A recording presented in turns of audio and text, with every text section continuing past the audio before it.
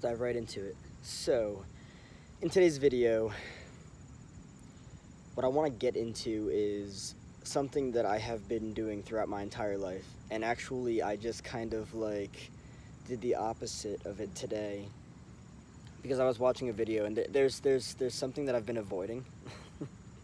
And today I decided to not avoid it, and upon not avoiding it and instead just facing it and dealing with whatever potential discomfort would come with it, I realized that it wasn't a problem like I thought it would be.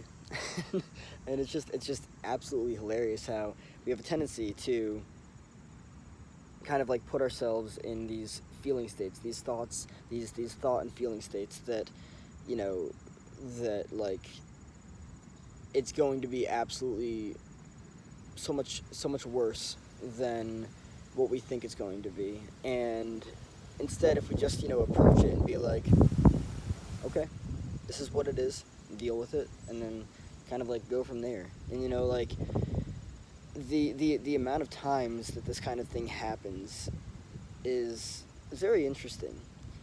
For me personally, the reason why it's fun for me to explore this is because I grew up with dynamics of avoidance-based everything, right? So there's something that you need to do. We're not going to talk about supposed to here. There's something that you need to do, because if you don't do it, something will happen in some area of your life that will end up becoming more burdensome than it was previously. Whether it's dealing with your finances, whatever it is, right? If you owe money and you don't take care of that, your situation will get worse than it are. All right, so say for instance, you have the opportunity, you have the chance to deal with your finances right now in this moment. There's something you can do right now, and not doing that thing does not make your life any better.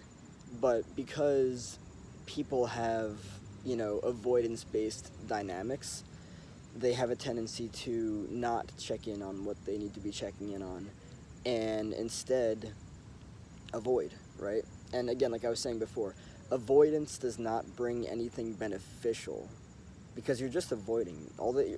In avoidance-based anything, all that you're doing is avoiding. So then what happens when you avoid, right? So, okay, so say for instance, your situation is that you're scared to look at your finances because you've been spending a lot of money, right? You're scared to look at your credit card or whatever it is because you've been spending a lot of money. This is a conversation that my sweetheart and I have been having recently. Not to get into the logistics of that, but just, it's interesting because as we've been having these conversations, I've been looking at my own self and I've been like, oh, wow, I'm still avoidant based. What is going on here? And because I'm on this journey of healing now for myself, it's very interesting to kind of look at everything from afar and be like, why am I this way? This doesn't make anything any better, right? So looking at these different areas of my life where I still deploy these dynamics or these tactics of these different things that just are not beneficial at all. So yeah, just kind of making it clear that when you avoid anything, it does not matter what it is. It doesn't, whether it's finances, whether it's a hard and very serious conversation that you have to have with someone, whether it's a friend, whether it's a family member, a partner, whoever the fuck it is. When you avoid, your life does not get better. There is just temporary kind of leaning away from it, because it's painful to think that it is actually the worst case scenario, which very oftentimes it's not. And by the way, even if it was, it's not the end of the world, because it's not like there are no solutions, right? And here's the interesting thing. Avoidance-based things for me, one of the biggest things in here that's important for me to talk about is the level of overwhelm that comes with the very reason why I have noticed that I avoid things that I do avoid, that I have avoided throughout my entire life, is because of the level that the level of overwhelm that comes with different things, right? So, like, the important thing to look at here is, and it's very simple too, if you can deal with something, if there is a solution, why would you get overwhelmed, right? And, this also comes down to people just getting overwhelmed. Like, and this also goes back to my argument of what you are used to will use you, because what you're used to will use you. When you're conditioned in a very specific way of being on behalf of different things, what you're used to is using you. You're used to overwhelm, so overwhelm is using you. So what is the answer to things that make you feel uncomfortable? Avoiding. Why? Well, because there's potential overwhelm that comes with that, and the overwhelm is what we don't want to feel because we don't know what to do with overwhelm. Okay, well, here's the great thing about this all, is that more often than not, there are solutions. There are. More often than not, there are solutions.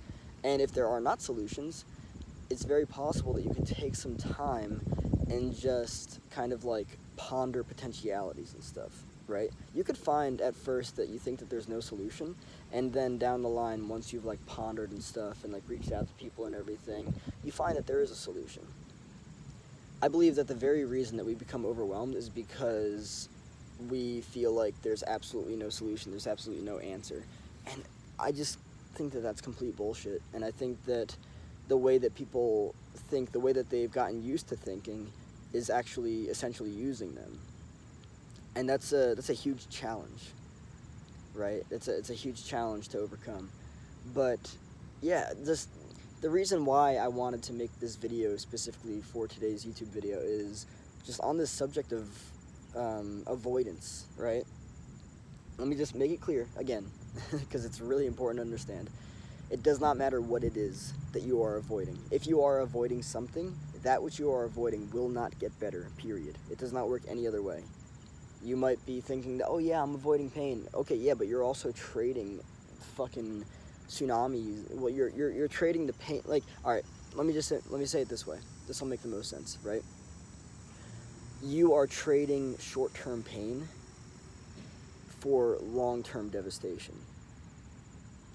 That needs to be understood. When you avoid, and I wouldn't even argue potentially, this is what, anytime that you avoid anything, whether it's a serious conversation that needs to be had, whether it's money, whether it's whatever, it doesn't matter what it is.